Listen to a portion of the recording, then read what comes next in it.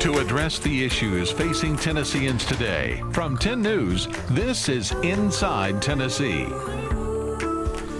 Good morning and Happy New Year. I'm your moderator, John Becker, and we welcome back to Inside Tennessee our regulars in the year that is 2022. Susan Richardson Williams, she runs her own PR firm, and she is a Republican. Don Bosch is a Democrat and runs his own law firm. Great to see you both once again. Last week we talked about 2021 and the political winners and losers of the last year. This is a favorite of many because this is where you hang it out to dry and say, these are the people who will make news, good and bad, in the new year. So, Don, let's start with you. In 2022, your local political winner of the year will be who? I'm going to call it a tie. Glenn Jacobs. I think he will win handily as the Knox County mayor. While I disagree with some of his positions and some of the things he says and does, I think all in all, he's done a good job running the county. But I also want to give a shout out to Matt Shears, the local Democratic Party chair. He really has energized the local party in a way that has not been done in quite some time. I'm very impressed with his vision, his long-term plan, and he's got to get out there and recruit good candidates. He's going to do that, and I think we're going to continue to see growth. And hopefully we can start making some inroads in the county races. We already have a good foot in the city, and I give that to Matt. Susan, how about you? Your political winner of 2022. Well, mine is also Mayor Jacobs. He's been provided a lot of leadership to us in the past few years that he's been mayor. Had a couple of missteps with his chief of staff, and then he got into a little dust up with the Board of Health. But the mayor came out well on those. He acted very quickly on the chief of staff dismissal, and I thought he ended up very well on the Board of Health. But so far, I've not heard of any primary opponents, nor have I heard of any general opponents for him. So I think Glenn Jacobs is going to be our mayor for another 4 years. But I also think he may be looking at more than being mayor at some point in his career. And so I think we're going to see a lot of him in Knox County, but I think we're going to see a lot of him around the state this year as well. And are you hinting at governor, Susan?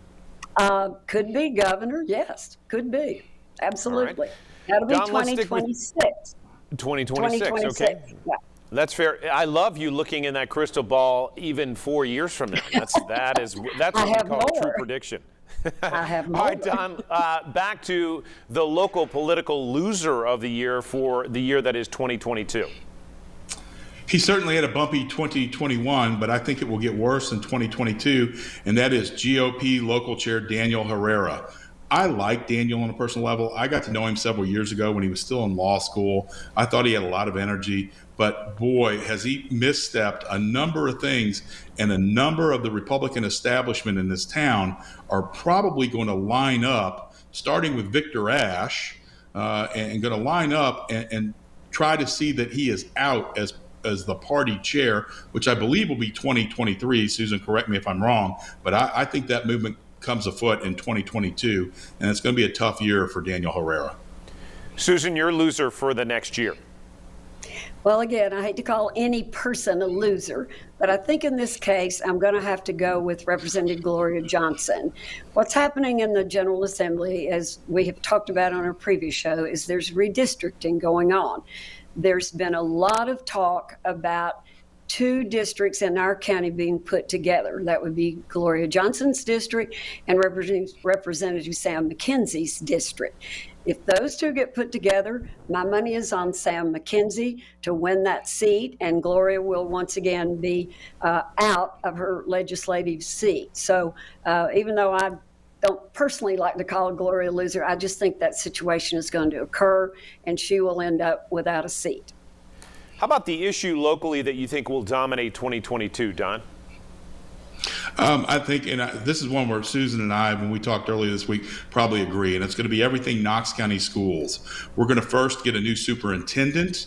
Second, we're going to have a partisan school board race. And I think that is a terrible idea, because I think there are good people on both sides of the partisan stripe that will not or do not want to get into a, quote, partisan race. People don't want to see their mailboxes full of partisan junk flyers and things. And I think the school board attracts better candidates as a nonpartisan race, folks that are interested in kids, not political careers. And I think those two things, new superintendent and a partisan race for school board, really might be the issue of the year locally in 2022. And we'll see a good chunk of that board turn over as well, with people not running because of some of the things you're talking about, including Virginia Babb. Susan? Mm-hmm. Yeah, Don and I agreed on that.